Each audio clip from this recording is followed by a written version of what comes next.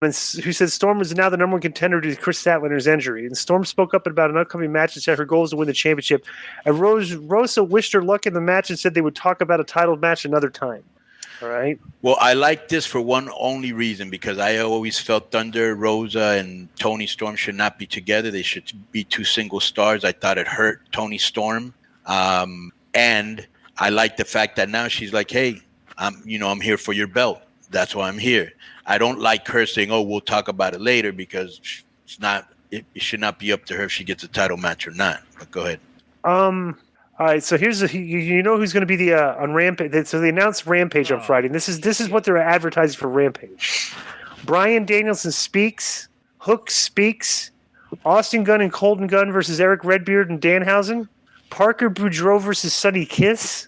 Swerve Strickland and Keith Lee speak. Orange Cassidy against Ari Daivari.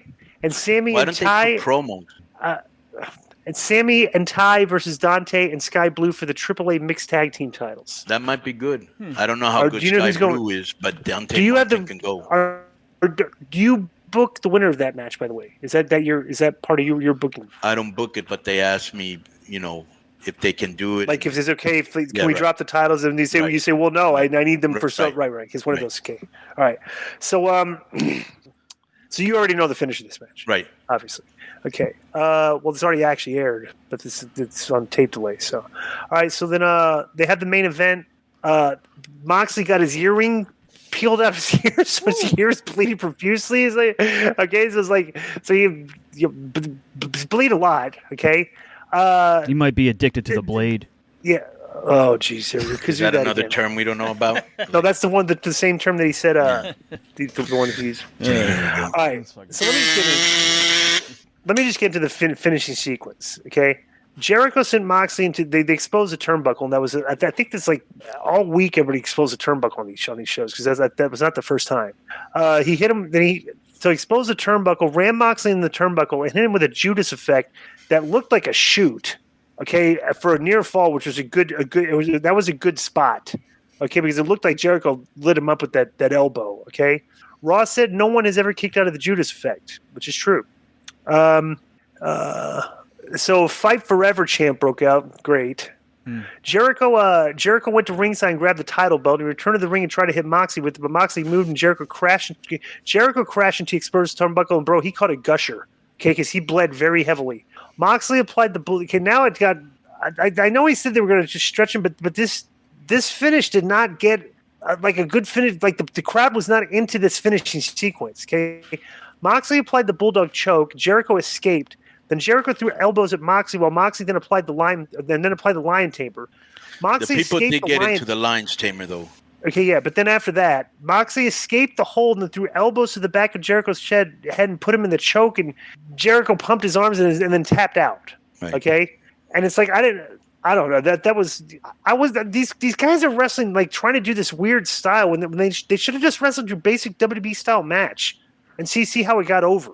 Because they're doing a lot of weird stuff out there. I don't know why Chris is bleeding profusely out there every week now. I don't know. I'm not a fan of Chris having to do this. And I don't know if he doesn't have to do it. He probably wants to do it because they're trying to get ratings. Yeah, well, it's not working. They're not getting over 1 million views. You're not going to make, at this stage in his career, you're not going to make Chris do anything he doesn't want to do. Right. Okay, so the broadcast. The finish was the best part of this, bro. You thought so? Yeah, because the people did not expect Punk to come out. And no. But after Popo, okay, no. Let me continue here. Okay, yeah, I thought you meant the finish of the match. No. Okay, right. Okay, so then the broadcast team immediately spoke about how there was no shame in tapping out because it's about living to fight another day. Then Jake and Sammy ran in and attacked Moxley while Jericho held a towel on his bloody head because he's bleeding. I think he caught one there because he asked for the towel, right? So then Cassidy. But that's one thing I like about Chris and Moxley. The same thing you brought up with Brody and the other one. They don't take care of each other. Right.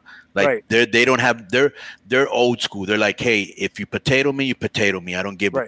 Let's make this look good. Right. Yeah. So then Claudio, Kingston, and Wheeler Yuta and Ortiz ran out to help Moxley, and then Parker, Menard, and Garcia ran out. And they have a brawl.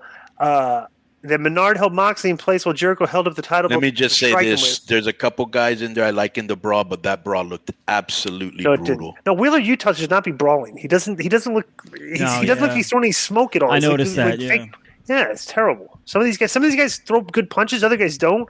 So the guys that the worst thing about this is the guys that are throwing bad punches stick out. Right? Yeah. So Punk's music plays and he makes his entrance to a huge pop. Last week Moxley had on a white tank top or t-shirt. This week Punk's got on a black t-shirt and jeans and stuff that looks completely underwhelming. I don't know why these guys. I don't know. A lot of these guys on the show just have no style at all. There's only a handful of guys that do. So Punk fought off several Jericho Appreciation Society members and finally got inside the ring and cleared Jericho with a clothesline. He walked around the ring and glared at the Jericho Appreciation Society members.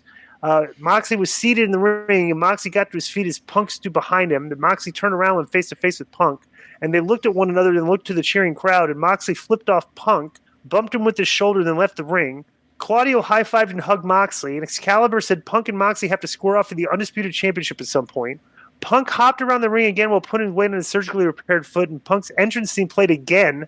Punk looked to the crowd and then sat down cross-legged in the middle of the ring, and Punk looked into the camera, held up one finger, and said, "There's one champ." Punk stood up and played to the crowd again. The broadcast team hyped up coming matches, and Ross gave a hard push for Rampage. The out on this should have been them staring each other down and the finger, and they should have gone out because this dragged on after the middle finger spot. Did you notice that? Yep. Yeah. But Punk came back, and so he's back. So let's see what they do. So this show drew 972,000. All right. They should be getting consistently over 1 million when Punk comes back or when some of these other guys come back. Brian, do you think that this show has 50 to 100,000 people that have not been watching this show because Punk has not been on? And I think that's the magic number because that's the number that'll get him over 100,000 each week, or get him near to over 100,000 like each week. Maybe 50,000. Yeah. Yeah. What did you guys think of? What did you guys think of Jericho with the throwback Lionheart entrance and the gear and all that? I don't care. I figured that to me was unnecessary. I didn't. But Lionheart's 25 years. No ago. nostalgia. No nostalgia. I'm not. Who's into nostalgia? I mean, everybody. I don't think it was necessary. The whole wrestling podcast business is based off nostalgia. Except I think Chris should go back to what he was doing, like when he was doing his angle with Shawn Michaels and wearing a suit out there, and dressing like $1 million and stuff and everything. You know. Yep, that was so. Great. That's my favorite iteration, where he's kind of serious and stuff. You know. So Conan, what did you think of this whole segment? I liked it. Right. You know, I think the show's gotten better. I mean, there's still a lot of holes in it, but it's gotten better. Here's what I think that they've made a mistake. Okay, there's 2 mistakes that I don't like what they're doing. 3 mistakes, and they're 3 big mistakes. Okay, Wardlow, they still don't know what they want to do with him. Okay, right. 1. Number 2, that is a big mistake. They should have never split up Ricky Hobbs and Starks. I thought that was a good heel faction that they're working, and they should have not have split up Luchasaurus and Christian, because Luchasaurus is still working like a killer heel. And it's almost like Christian's like it's like kind of the baby face now. he's still 1-on-2 against these guys. You know, I don't know. I'd do differently, but that's any closing comments? I agree on those 3 things. No, I just think the show's gotten better, but they still have a lot of holes.